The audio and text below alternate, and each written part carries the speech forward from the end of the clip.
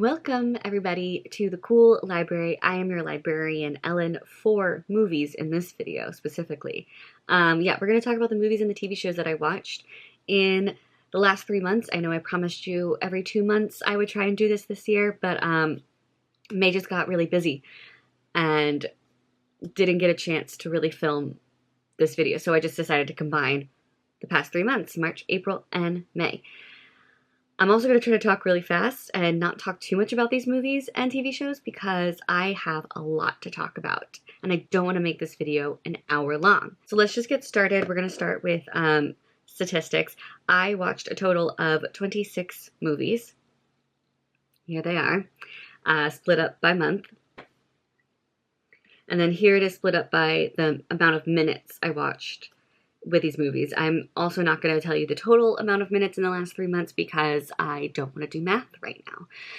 But you can do it yourself if you really want to. Here are the lengths of the movies that I've watched. It is mainly the standard amount of length, which is between 90 and 120 minutes, which for those of you who don't know, it is between an hour and a half and 2 hours. Most of the genres that I watched were action and romance. I've also got like comedy, I've got adventure, horror, drama, biography. Most of the movies I watched were actually digital. I feel like usually I try to do more theater movies, but I just have not been going to the theater. I don't think I even went to the theater once in May. No, I did go once in May.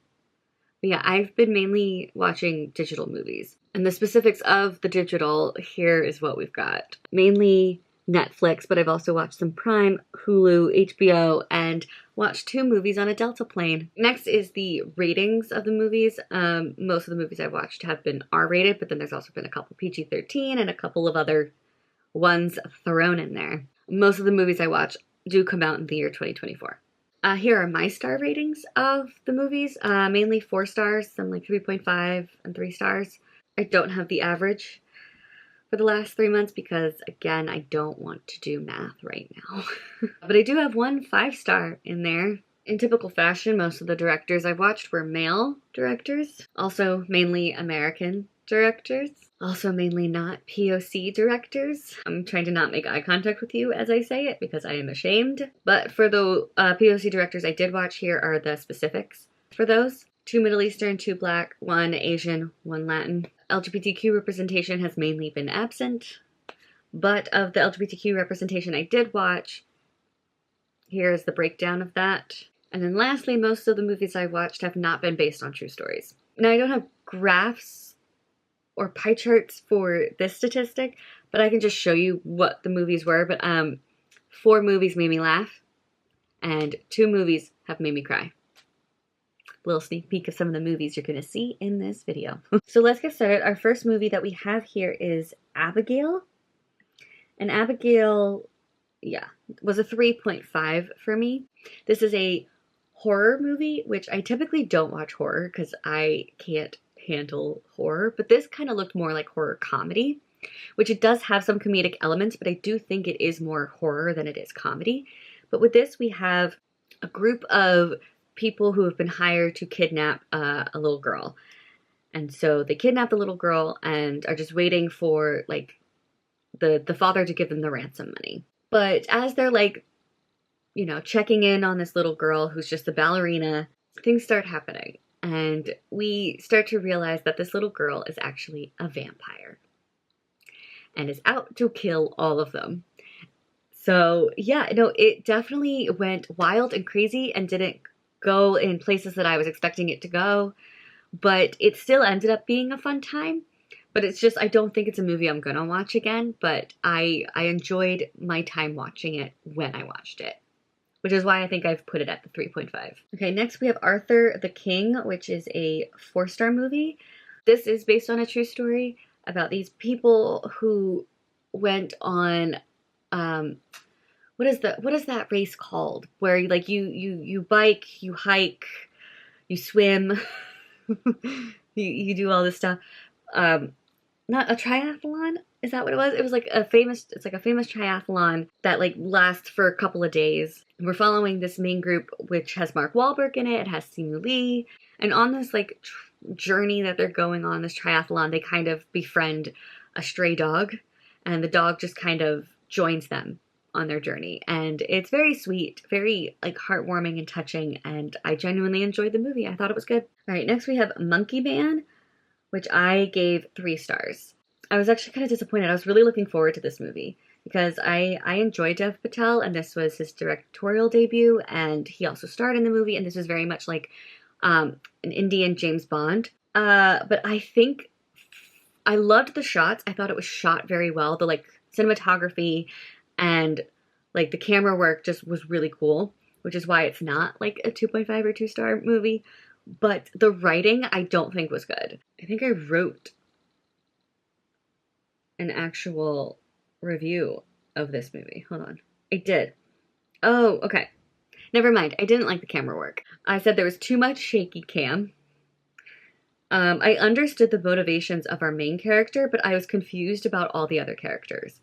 Like, I don't understand what the other characters were trying to do, and like why were they doing the things that they were doing? Like, it just was not explained. I was very disappointed in this movie.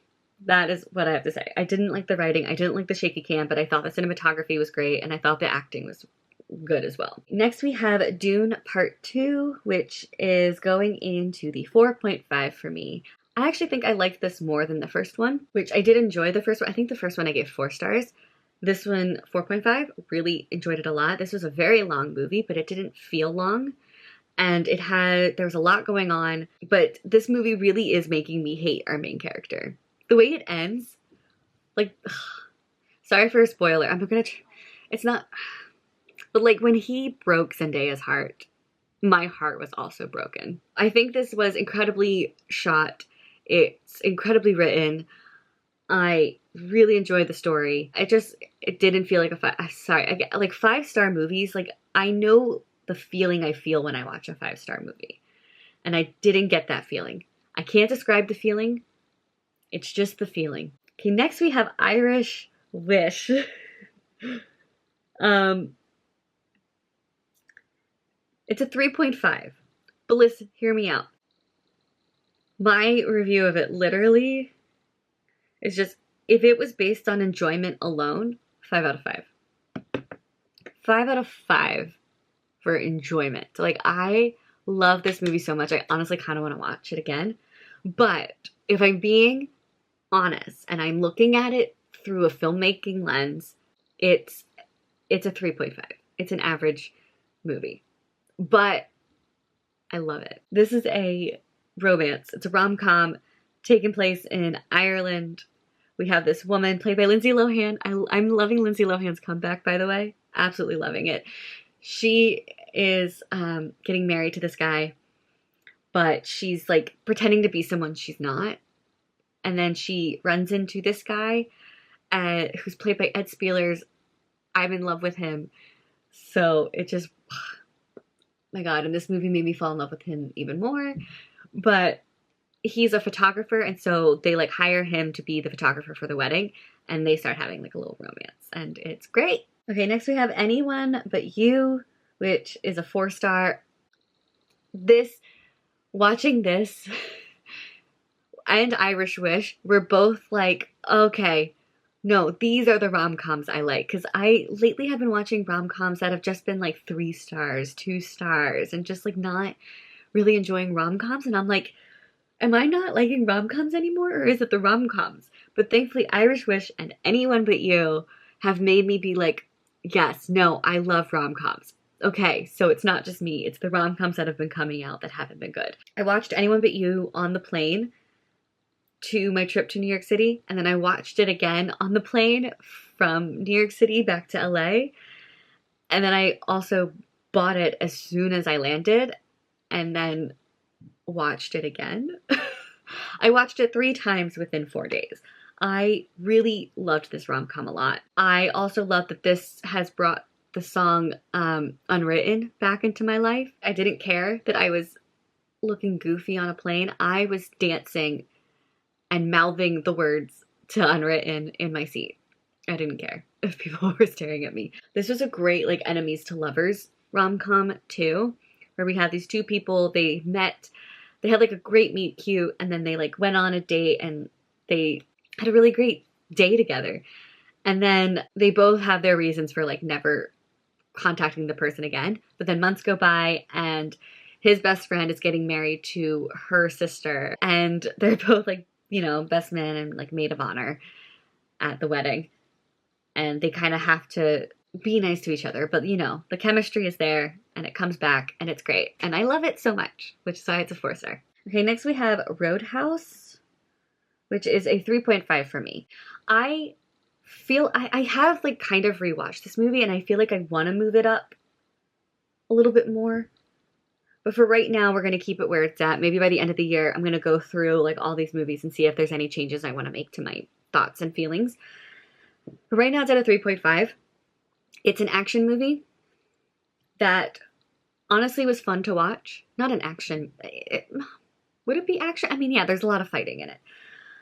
But it's also like a crime movie. We've got Jake Gyllenhaal, who I think really was dedicated to this movie because he really worked out his body. Like, I don't know how he got the abs that he has in this movie. I enjoyed the storyline and I enjoyed the characters and I think the acting was pretty good.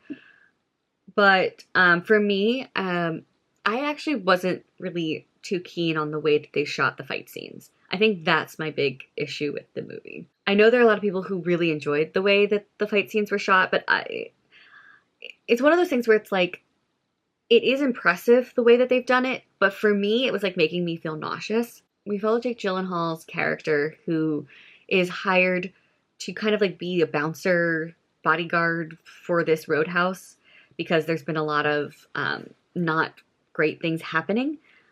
A lot of like, I guess, gangs that have been coming and kind of like wreaking havoc and just starting fights constantly. And so he's been hired to take care of this. But we do learn about his past.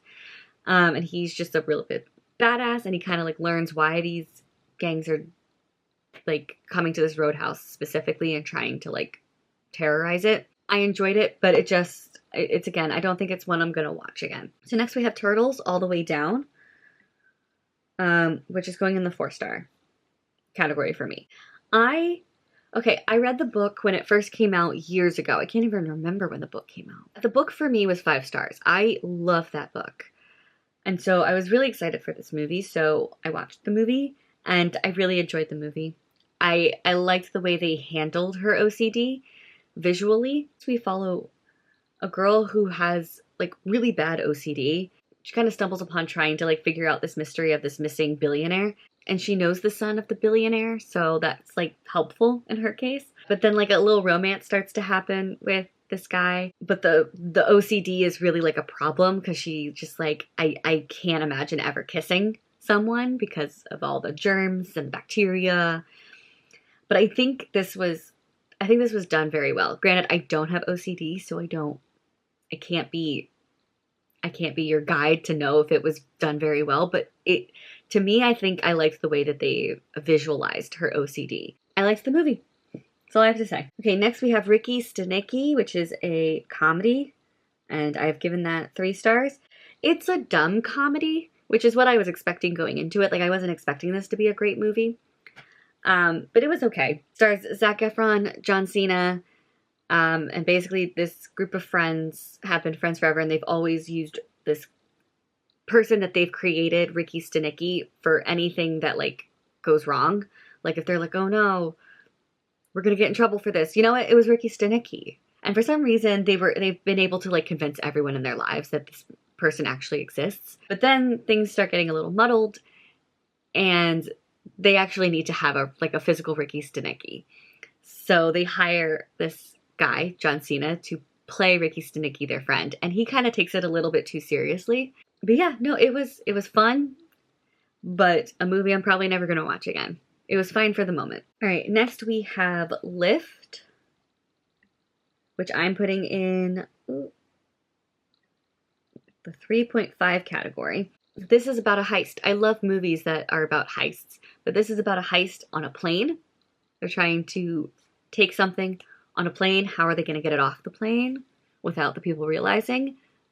I don't really have much to say about it. It was like an average movie. Like there was nothing really special about this movie, but I did have a fun time watching it, and I wouldn't be mad about watching it again. But But yeah, 3.5 stars for me. Okay, next we have Players, which I'm putting in the 4-star category. It was a rom-com that I genuinely enjoyed on Netflix. We have this group of friends, and they've always had, like, plays. It was very sports themed, I think. They always, like, whenever they're, like, trying to, like, hit on someone or flirt with someone, they, like, have to have a play. And so they kind of, like, do all these little, like, schemes to, like, get with a girl or get with a guy. It was fun. And then, like, 2 people within the friend group end up having a romance with each other. And honestly, it was fun. I enjoyed it. Making another movie to make me love rom-coms again. Thank God. Next we have Which Brings Me to You, which is a 3-star. Another, I don't know if I want to call it a rom-com. Maybe it is a rom-com. That just was average. It takes place over a course of 24 hours, but it's just these 2 people talking to each other about their past relationships. That's pretty much all it is. And then they fall for each other. It was fine. Not much to say about it, clearly. Okay, next we have the American Society of Magical N-Words. I don't know if I'm allowed. I don't think I'm allowed to say that word. So I'm not going to say it. Oh, but it was a 4-star book for me. 4-star movie. I still feel like I'm filming the book video, which, by the way, I also did this for my books. I did a wrap-up of all the books I read in the last 3 months, so I will link that down below so you can watch it. But no, we're talking about movies. So we have, so this movie, it was fun. We have this guy who gets recruited into the American Society of Magical N-Words, and his target is this guy. So they need to, I do like the way that they, like, handled the discussion about race within this movie, because they talk a lot about, like, you know, trying to make white people feel comfortable, and that's, like, part of their magical abilities. And so he has a white guy that has to, like, befriend and try to, like, help him and make his life comfortable and whatnot. And part of that is helping him have a romance with this girl. But our main character is actually having a romance with the girl. And it kind of throws everything out of proportion, and, like, everyone in the society starts losing their magic. But I really enjoyed this movie a lot. Next we have The Fall Guy. Yes, I am putting it above Dune Part 2.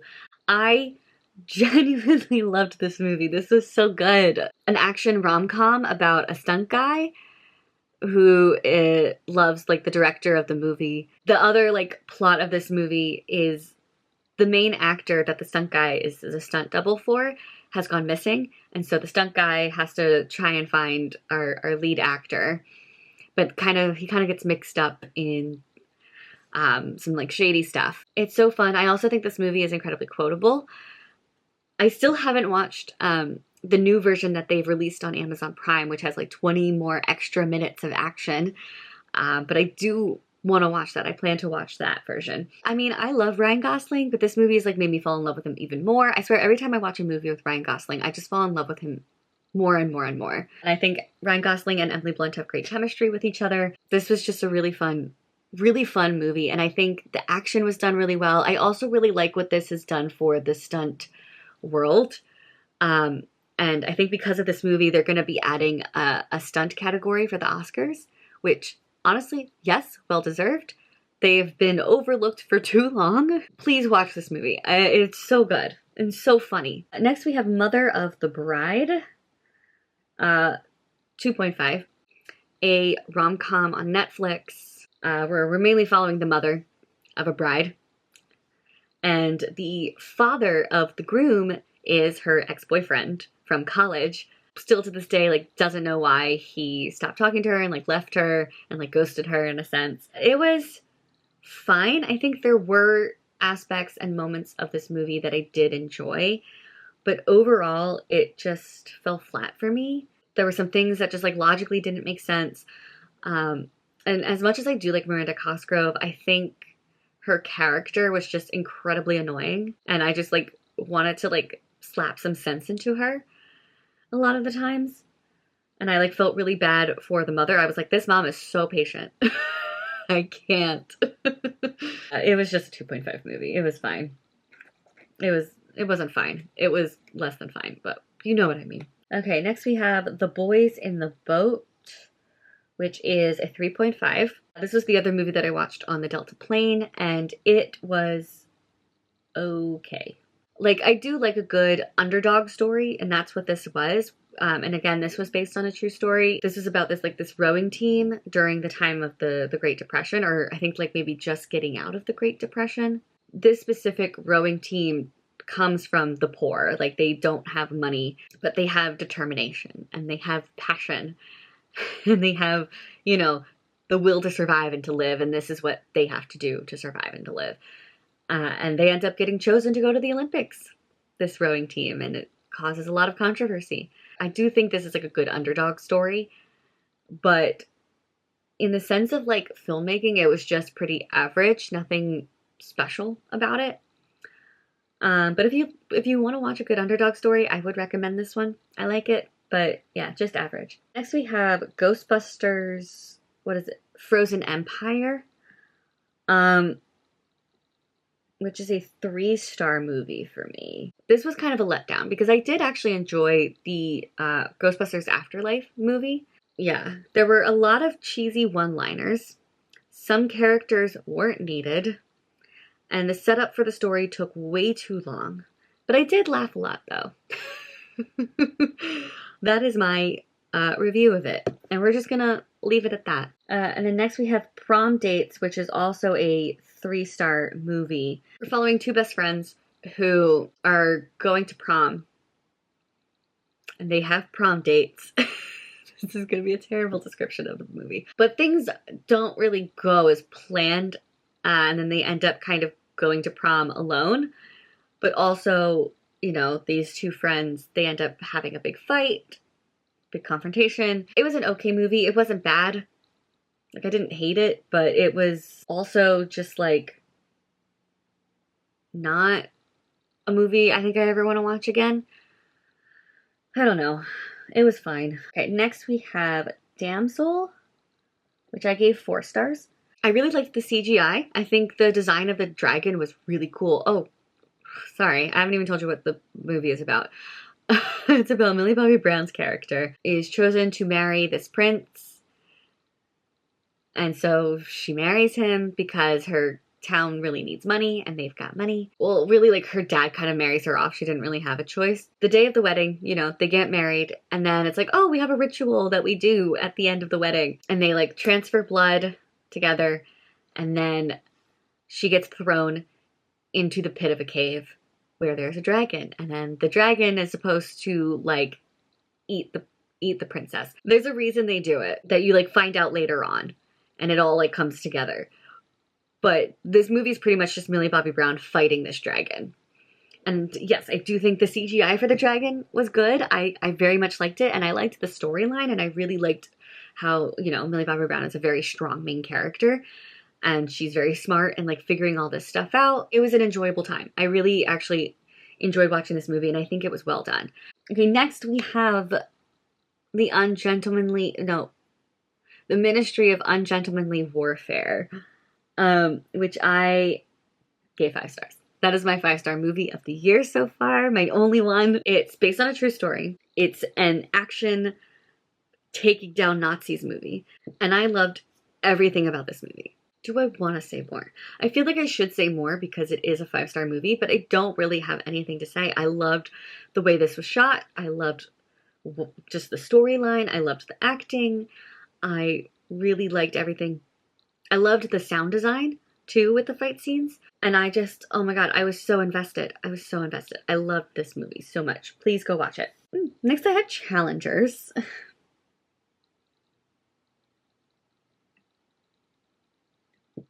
It's a 3.5. Let me read you my review, because I did write a review for this movie. Acting, incredible, and enjoyed the story. But the score was distracting at times. Too many slow-mo shots at the end. It was annoying. And I'm getting tired of unfinished endings. I left with more questions than answers. Genuinely confused. I don't know why I also didn't mention a lot of the shots made me nauseous. I don't appreciate the shots of the tennis ball coming at the camera. Didn't like that. I hated the shot of where the POV of the tennis ball. No, thank you. I do not want to be a tennis ball going back and forth like that. That is the shot that made me nauseous, and I hated it so much. Yeah, that's my review of Challengers. Moving on. How to Date Billy Walsh. My 2-star movie. I don't remember much about this movie, but I remember we have these two best friends.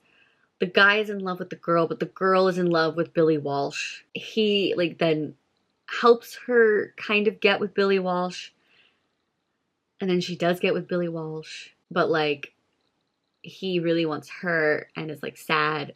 And then there's bullying going on from the popular girls.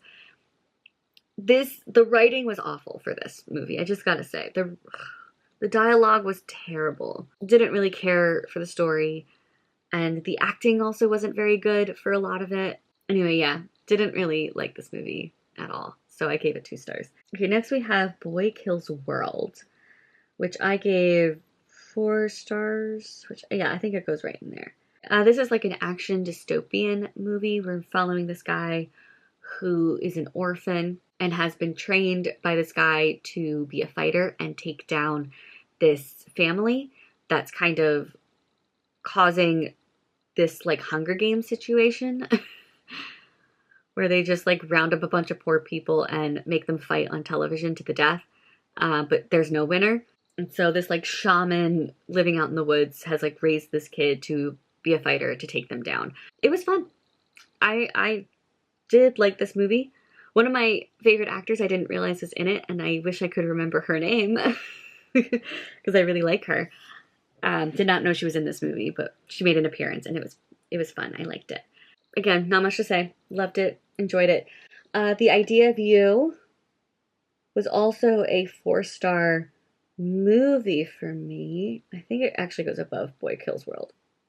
Now, listen, I know there's a lot of people who didn't like this movie because it is very fan fiction-y, but I really liked it. I mean, it made me cry. I've also just been convinced that I'm gonna be a cougar. I've been convinced of this since middle school because all the guys I tend to have crushes on tend to be younger than me.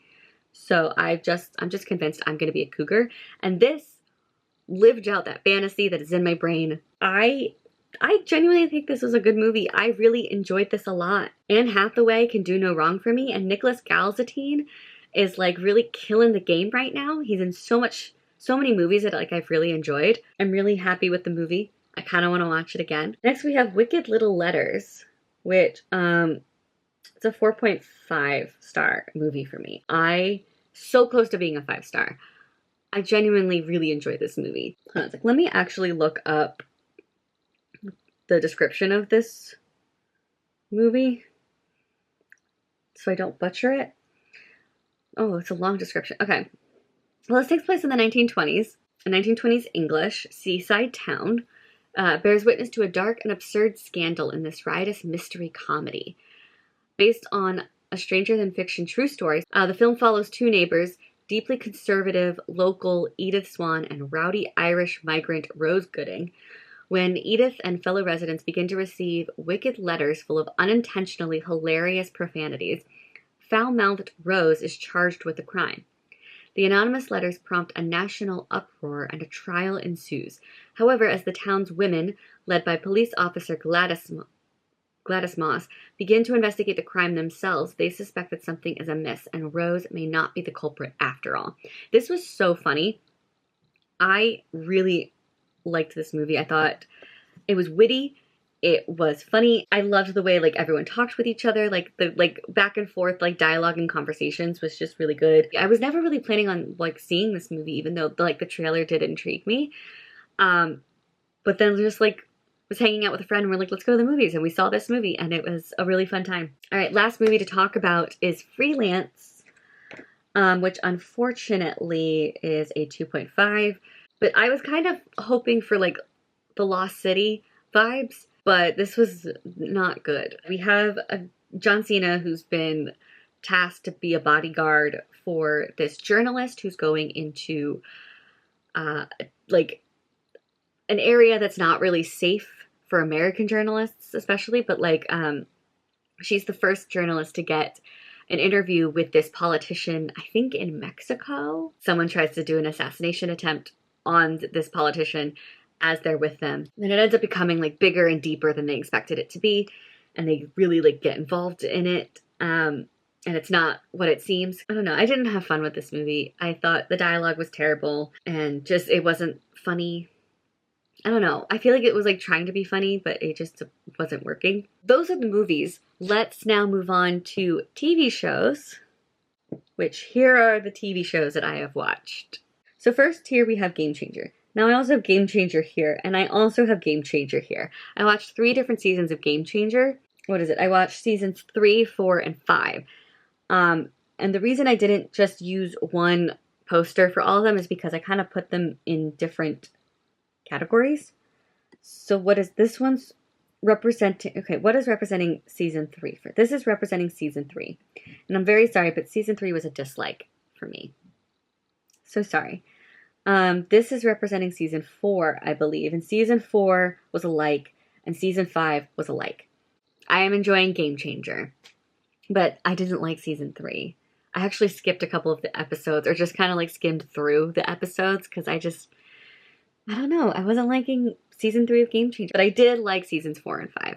And I am almost done with season 6, but we're still waiting for 2 more episodes to come out. Or maybe 3 more. Okay, next we have Puppet History, which I did watch seasons 1, 2, and 3 of Puppet History, but I only have one, what is that? Poster for it. Because it's all going into one category, and that is the like category. I like Puppet History as well.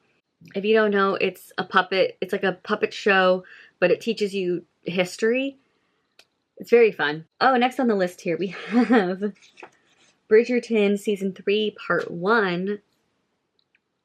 I'm very sad to say that it is going in the like category. I have loved all of the other seasons of Bridgerton and Queen Charlotte, and there's something so far about this season that's just not hitting it for me. And I think it's because Colin is giving me the ick.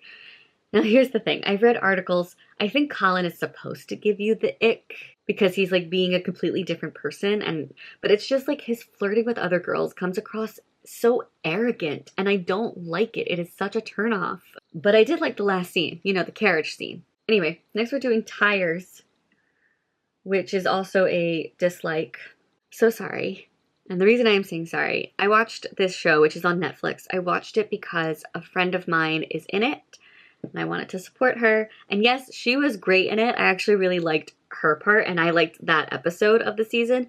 Like, watching it, I was like, this is the reason I don't like to be in, like, a boys' locker room surrounded by men. Like, this is just what I feel like goes on, and it just makes me feel so uncomfortable. But this is, like, a mockumentary of a car...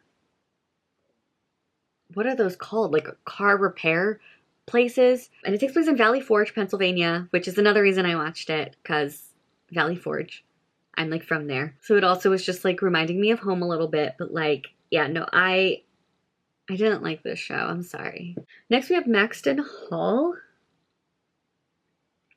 Loved it.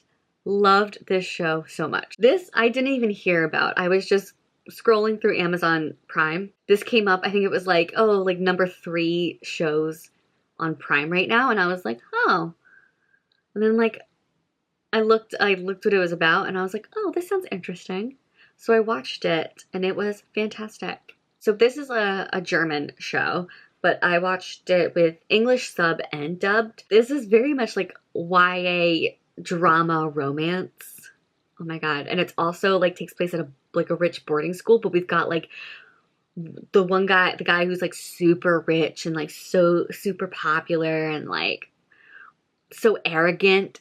And then we've got the girl who's there on scholarship, and she's considered poor compared to everyone else there. And she just, you know, wants to be invisible. She doesn't want anyone to notice her. She just wants to get through school, and that is it. But she witnesses something that she probably shouldn't have witnessed. And now this guy is like trying to pay her off to be like, you didn't see anything, and like hands her $10,000. And she's like, what? And then he's like, okay, fine, $30,000. And she just like throws the money in his face and is like, you really think you can buy me off? And this is like a perfect enemies to lovers. Like usually I read enemies to lovers and I'm like, yeah, fine, okay, whatever. I'll believe that they fell in love. But this was like, they genuinely hated each other. And then they genuinely fell in love. And it's so good. Next we have Ghosts Season 2, which is going in the light category. Another one, I don't really have much to say about the show. I just really like the show. I think it's funny. I like the concept. I have a fun time watching it, so there you go. Okay, next we have D20 Fantasy High Season 2, which Season 2 is alike. I did also like the first season, but I do think I like the second season more than the first season. I like the live aspect of it, and I just think they just got more, they felt more comfortable, I think, with this season, and just like really went off the wall, and I loved it. Oh, but I liked it. Sorry, I liked it. Okay, next we have Soy Luna Season 2. It's going in the love category. Soy Luna is a Spanish teen show, and Season 2 I have been watching for 2 years. No, I've been watching it for 3 years. Because I think I watched the first year in 2020, and ever since I finished the first season, I think in 2021, I've been watching the second season very slowly. Granted, there are 80 episodes in a season, so it's gonna take some time. It's very like telenovela-esque, but for teens, and it involves a lot of rollerblading and a lot of like romance, and then breaking up, and then more romance. And Season 2 I really enjoyed. But I also love, like, Season 2, we finally, like, Luna finally finds out that she's the long-lost, not the long-lost daughter, but, like, the daughter that they all thought was dead, but now she's the owner of the house, which means, I'm sorry, Sharon, you're gone. I eat it up, Soy Luna. So now I just need to watch Season 3, which Season 3 only has 60 episodes, which is less, so hopefully I can watch that quickly. Okay, next we have The Gilded Age, Season 1. We're putting it in like, this one I kept debating whether I wanted to put it in love or like, but this is also created by the creator of Downton Abbey, which Downton Abbey is in my top 5 favorite TV shows of all time. Honestly, probably even in my top 3 favorite TV shows of all time. So I've watched Season 1, I'm going to be watching Season 2 soon, and then Season 3 I think comes out soon as well. I'm excited. But this takes place, I want to say in like the late 1800s, like 1880s in New York. I love seeing New York City in like this time period. It's so grand and cool.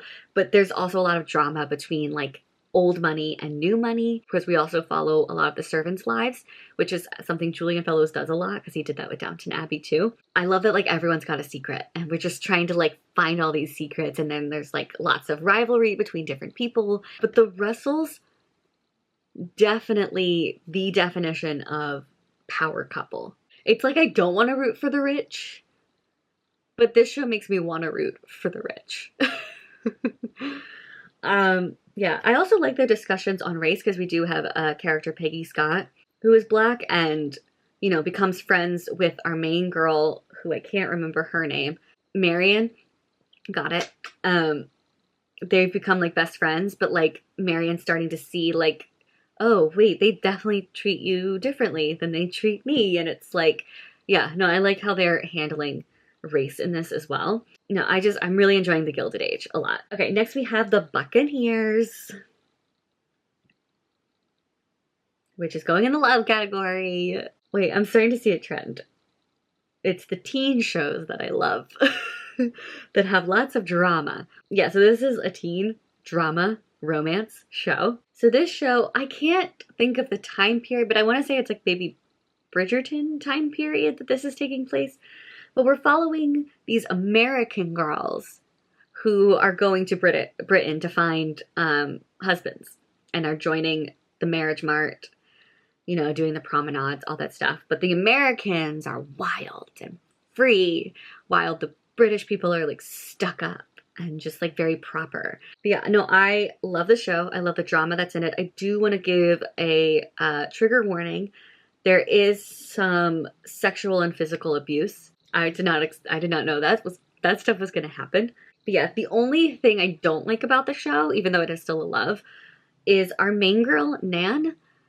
I don't know why, but like the costumers and the hair and makeup people just like do great costumes and great makeup and hair for everyone else but our main girl, Nan. She looks so plain and boring, but like she is not plain and boring, and I just don't get it.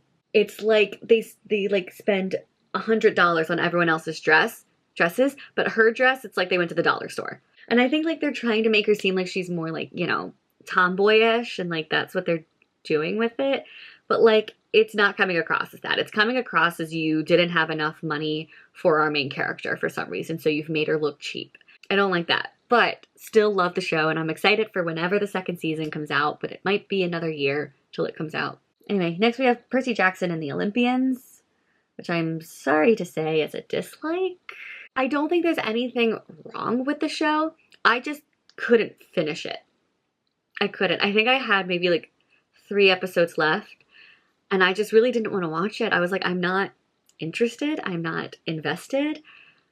I really don't care about the show or what happens. I DNF'd it, and I didn't like it. I'm so sorry.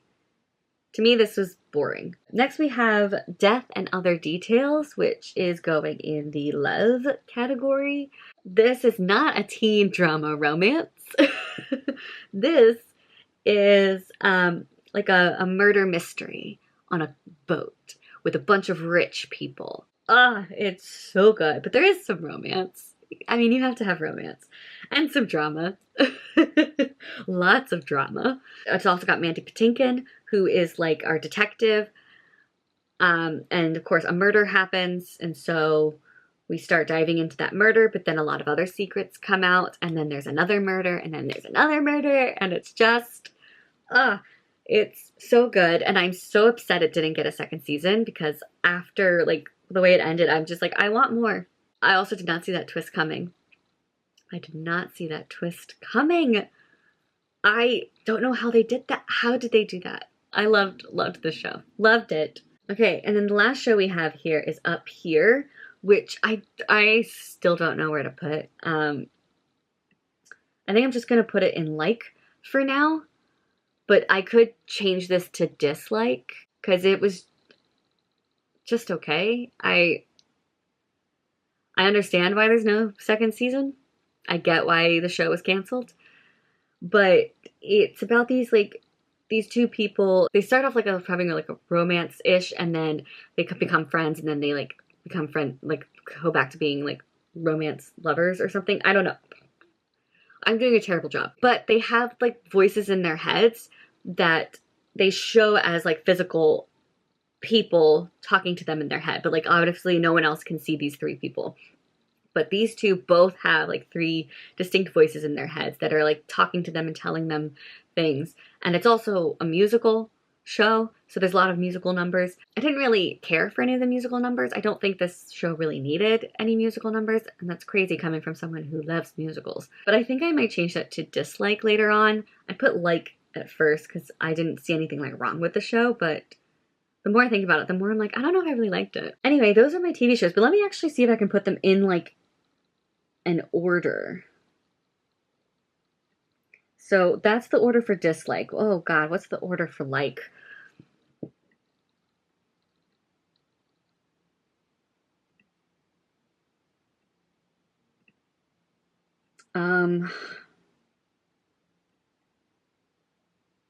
I think that's the order for like, wait, no.